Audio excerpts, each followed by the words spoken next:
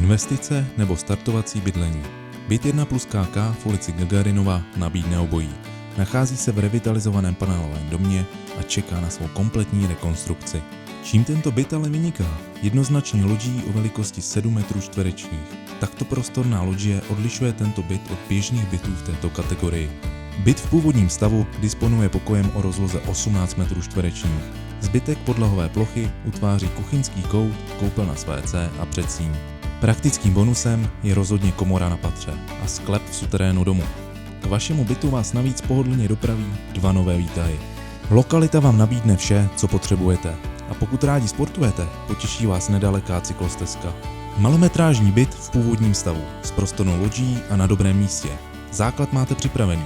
Jestli byt pojmete pro vlastní bydlení či investičně, to již nechám na vás. Těším se na vás na prohlídce.